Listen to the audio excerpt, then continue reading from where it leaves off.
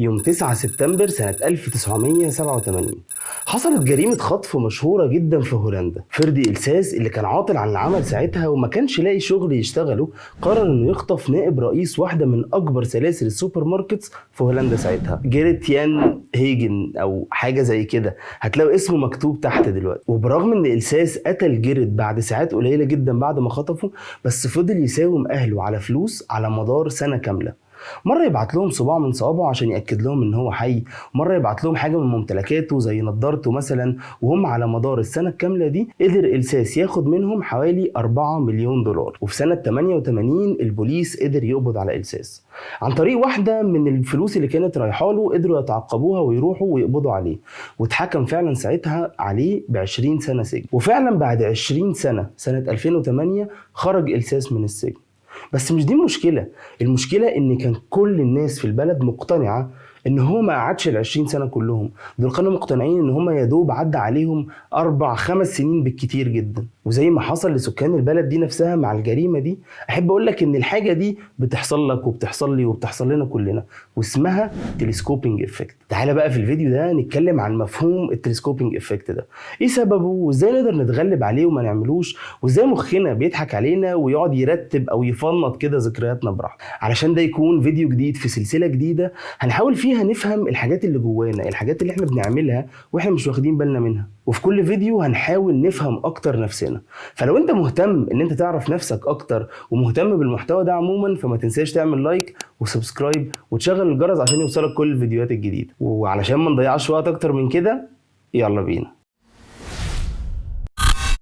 اكيد في حاجات كتير عدت عليك وكنت فاكر ان هي لسه حاصله امبارح او حصلت قريب جدا، مع ان ممكن يكون عدى عليها سنين طويله. وبرضه ممكن يكون حصل حاجات بالعكس، تكون فاكر حاجه حصلت من زمان جدا بس الحقيقه ان هي حصلت اقرب بكتير من ان انت كنت متخيل. الحاجه اللي بتحصل دي اسمها التلسكوبينج افكت. التلسكوبينج افكت ببساطه هو عباره عن ان في ايرور كده او لاج عموما حصل في دماغنا، فخلى ترتيب ذكرياتنا يتلخبط، فيبدا يجيب الحاجات اللي من بعيد يحطها قريب والحاجات القريبه يرميها في الاخر. ومهم جدا نعرف ان التلسكوبينج افكت ده بيحصل في اللونج تيرم ميموري. ايه ده، هو انا عندي شورت تيرم ميموري ولونج تيرم ميموري؟ ايوه دي حقيقه. اي حاجه بتحصل قدامك في لحظتها بيبدا مخك يستوعبها ويحطها في الشورت تيرم ميموري بتاعتك. اي حاجه بقى على مدار اليوم بتشوفها، بتشمها، بتسمعها، ايا كان الحاجه اللي الحواس بتاعتك تبتدي تستقبلها وتخزنها في دماغك، فكلها بتتخزن في الشورت تيرم ميموري بتاعتك. اول بقى ما بتيجي بتنام مخك اوتوماتيك كده بيحول كل الحاجات الشورت تيرم دي لحاجات لونج تيرم، فالتلسكوبينج افكت ده بيحصل بس لللونج تيرم ميموري بتاعتك. بس افتكر حاجه زي كده بتحصل لنا ليه اصلا، وليه مخنا بيرتب الذكريات بتاعتنا بمزاجه؟ بس قبل ما اجاوبك على السؤال لازم تعرف ان مصطلح تلسكوبينج افكت ده نفسه ظهر اول مره سنه 1964 من اتنين كده علماء، واحد اسمه نيتر وواحد اسمه واكسبرج. الاتنين دول كتبوا مقاله في حاجه اسمها جورنال اوف ذا امريكان ستاتستيكال اسوسيشن، وخدوا فكره التلسكوبينج افكت دي من فكره التلسكوب اللي لما بتبص عليه بتحس ان في حاجات قريبه مع انها في الحقيقه بتكون بعيده جدا. وخدوا الفكره بتاعت المسافه دي بس حولوها للوقت، نفس فكره دماغنا بالظبط اللي بتعمله. هي في حاجات بتحس ان هي مسافتها بعيده جدا بس في الحقيقه هي مسافتها اقرب من كده، الحقيقه بتاعتها ان هي لسه حاصله قريب. والفكره هنا ان الوقت بيصغر او بينكمش قدام الحاضر او قدام الواقع اللي المفروض يحصل بنفس الطريقه اللي التلسكوب بيشتغل بيها. ولما اقول لك ان في حاجه اسمها التلسكوبينج افكت عموما، لازم تفهم ان هم نوعين من التلسكوبينج افكت. في حاجه اسمها الفورورد تلسكوبينج وحاجه اسمها الباكورد تلسكوبينج. الفورورد تلسكوبينج هو الحاله اللي بنفتكر فيها حاجات حصلت من زمان جدا قريب، يعني مثلا حاجه حصلت من اكتر من 3 أو 4 سنين بس نفتكر ان هي لسه حاصله من اسبوع اسبوعين. وطبعا الباكورد تلسكوبينج عكس الفورورد بالظبط، هي فكرته ان احنا بنفتكر ان في حاجه حصلت من زمان جدا بس في الحقيقه هي حصلت قريب، حصلت اقرب بكتير من اللي احنا متخيلينه. وبعد دراسات طويله جدا في فكره التلسكوبينج افكت دي، العلماء اكتشفوا ان في رقم سحري في المعادله. الرقم ده هو 3 سنين. يعني تخيل معايا ان غالبا اي حاجه حاصله قبل 3 سنين من دلوقتي، فغالبا لما يجي يحصل لها التلسكوبينج افكت ده فانت هتحس ان هي حصلت قريب.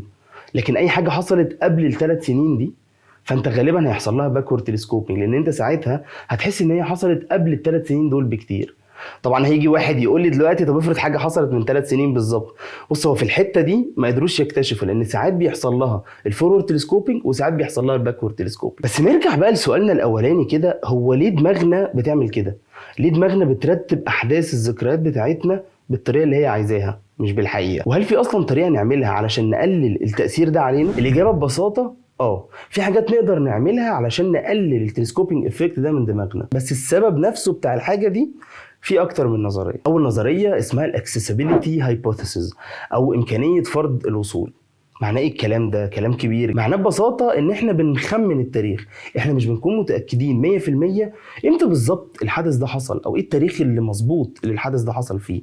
وبيبدا مخنا هنا يترجم اذا كان الحدث ده قريب ولا بعيد عن طريق كميه المعلومات اللي جوه دماغنا عن الحدث ده نفسه. يعني مثلا لو حاجه فرقت في حياتك جدا، حاجه بسطتك قوي او حاجه زعلتك وكانت نقطه فارقه كده في حياتك، فغالبا انت هتكون فاكر تفاصيل كتيره جدا لليوم ده. فاول ما مخك يبتدي يشوف ان انت عندك تفاصيل كتيره لليوم ده، بس خلاص دي الحاجه دي حصلت قريب، الحاجه دي ما حصلتش زمان ولا حاجه، ده انا فاكرها كويس جدا. مع ان برضو بالعكس، ان حاجه لو عدت عليك كده بسرعه وما كانش عندك ليها تفاصيل كتيره في الذاكره بتاعتك، اول حاجه مخك هيعملها هيقول لك دي حصلت من زمان، انا مش فاكر عنها حاجه.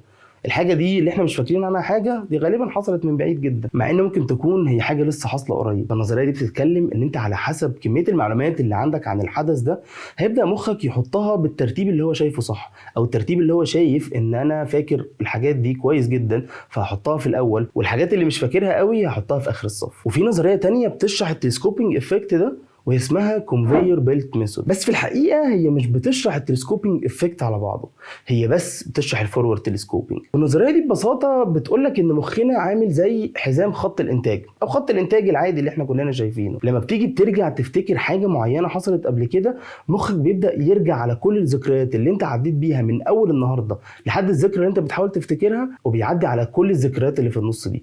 اي حاجه بتسقط منك في النص فهو اوتوماتيك بيرجعها لاخر الصف خالص. فعلشان كده ساعات كتيره لما تيجي ترجع تفتكر الحاجه اللي رجعت اخر الصف دي، هتفتكر لا دي حصلت من بعيد جدا، ما حصلتش قريب. والحاجه نفسها اللي انت كنت بتحاول تفتكرها دي، هتحس ان المسافه بينها وبين الذكريات التانية اقرب بكتير من الحقيقه. وفي نظريه تانية اسمها الباوندري موديل. الباوندري موديل دي ببساطه بتقولك ان غالبا الحاجه اللي انت هتفتكرها هتكون في حدود معينه، في حدود مثلا دراستك في الجامعه، في حدود سفريه معينه. يعني مثلا لو جينا قلنا ان انت قاعد في الجامعه 4 سنين، فالاربع سنين دول هم الحدود بتوعك. فلو حد جه يفكرك بحاجه معينه، فانت غالبا التلسكوبينج افكت بتاعك هيتراوح في الاربع سنين دول. انت هتبقى فاكر ان دي حصلت في الجامعه في وقت الجامعه، بس مش هتكون فاكر هي حصلت في اول سنه ولا تاني سنه ولا تالت سنه، ولا حصلت امتى بالظبط في الوقت ده. بس الحقيقه ان النظريه دي مش مفضله قوي عند العلماء، لان هم شافوا ان لا، انا ساعات كتيره بفتكر ان حاجات حصلت بس انا مش شايف الحدود بتاعتها، مش قادر احدد ايه الحدود اللي الذكرى دي بتتحرك فيها. انا ببقى فاكر ان هي حصلت قريب، مع ان ممكن تكون هي حصلت من اكتر من 3 أو 4 سنين. فالحدود دي طول ما انا مش شايفها، فالباوندري موديل دي نفسها مش قادره تثبت صحتها، او النظريه دي نفسها مش قادره تثبت صحتها. بس المهم بقى بالنسبه لنا احنا، هو انا ايه الحاجات اللي اقدر اعملها علشان اقلل تاثير التلسكوبينج افكت ده عليا؟ في نفس المقاله اللي نيتر واكسبرت كتبوا فيها عن التلسكوبينج افكت، كتبوا ان حصلت حاجه غريبه جدا في الانترفيوز اللي كانوا بيعملوها للناس ساعتها. اكتشفوا ان هم لما كانوا بيسالوا الناس على حدث معين في حياتهم، وبعد فتره يبتدوا يسالوا على حاجات تانية ويرجعوا للحدث ده تاني، بيلاقوا الناس فاكرين التواريخ بشكل ادق بكتير من الحاجات اللي هم ما اتكلموش عنها خالص. وهنا اكتشفوا طريقه اسمها الباوندد ريكول. الباوندد ريكول دي هي معناها ان انت دايما يكون مخك حاضر على الحاجه اللي انت لسه فاكرها، ان انت مخك يكون محضر المعلومه من الاخر، يعني علشان ساعتها مخك هيكون مستوعب الحدث ده حصل في انهي فتره. هي نفس الفكره بالظبط كنا اتكلمنا عليها في فيديو قبل كده، هي ان احنا نربط المعلومات اللي بنعرفها جديد بمعلومات احنا اصلا عارفينها وثابته في دماغنا. نفس الفكره، بس بدل ما تحط المعلومات الجديده دي حط التواريخ بتاعتك، فساعتها هتقدر تربط التواريخ بتواريخ انت اصلا عارفها. هسيب لكم برضو لينك الفيديو ده هنا كده او هنا، على حسب انت بتشوف اليوتيوب بانهي لغه، تقدروا ترجعوا لها وتتفرجوا عليها علشان تشوفوا احسن طريقه ان انتوا تتعلموا اي حاجه وتقدر تطبقها بسهوله جدا علشان تقلل التلسكوبينج افكت اللي بيحصل في دماغك. المهم اننا في الاخر نكون عارفين ان في حاجات كتيره جدا بتحصل جوانا، واحنا مش عارفين هي بتحصل ليه ولا بتحصل ازاي. ومهم قوي علشان نكون شخصيات احسن عموما، ان احنا نفهم نفسنا ونفهم اللي جوانا ده احسن. فقولوا لي كده تحت في الكومنتس ايه الحاجه اللي انتوا شايفين ان احنا بنعملها واحنا مش واخدين بالنا، علشان نحاول نفهمها مع بعض اكتر. بس كده، لو الفيديو عجبك ما تنساش بقى تعمل لايك وسبسكرايب وتشغل الجرس عشان يوصلك كل الفيديوهات الجديده. ولو الفيديو ده عجبك فاكيد هيعجبك الفيديو ده اللي بيتكلم عن السبوت لايت افكت. اشوفكم في فيديو جديد. سلام.